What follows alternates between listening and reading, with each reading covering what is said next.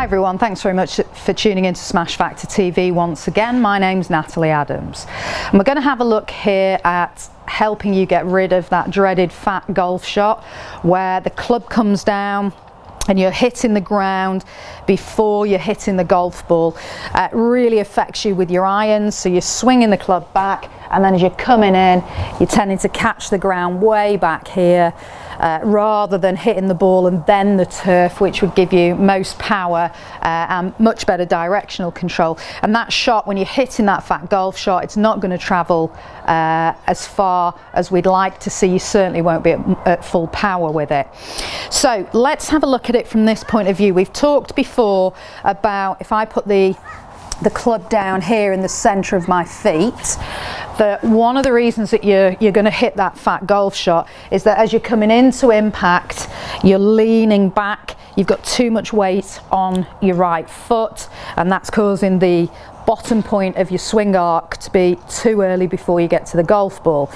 Now, in one of the video tips I've given you before, we've talked about your pelvis and keeping your zip pretty centered and in the middle of the feet as you make the backswing, so not letting the pelvis move over this way. Now here's something really good to focus on if you think you might be struggling with that, or you're struggling with that fat golf shot. One of the reasons that that can happen and you get too much movement to the right of the golf ball as you're swinging back is if you're not balancing in your feet as you're swinging the club back. So if we just look at feet here, as I'm swinging the golf club, if you're swinging back and letting the weight go onto the outside of your right foot, so I'm exaggerating here so you can see, we're really getting the weight over onto the outside, the weight's too much on the inside of the left foot. That will allow that pelvis to really sway over towards your right foot, and then you're not going to be able to transfer and get forward enough before you deliver the club, meaning you're going to hit that fat golf shot. So here's a really good tip if you think that might be happening in your golf swing or you want to ensure that it isn't.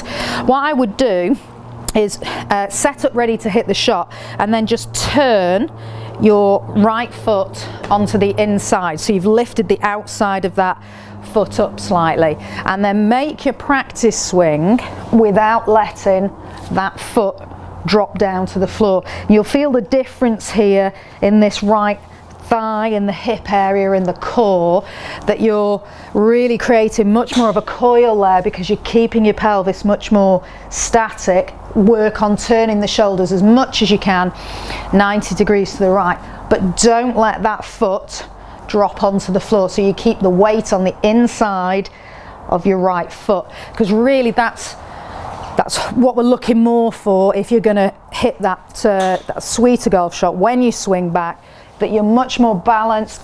The weight really wants to be through the center of this foot. It certainly doesn't want to be onto the outside of that right foot, and the same here, it wants to be centered on the left side. So prevent the feet from rolling over too much and the weight going onto the outside of that right foot.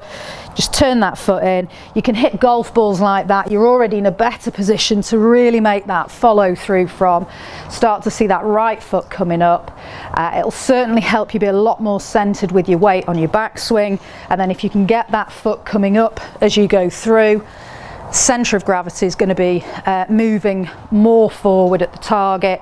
It's going to be getting forward of the ball, so that low point of your swing arc will be ahead of the ball. Have a go at that on the range just to get a feeling of what that's like in that right leg.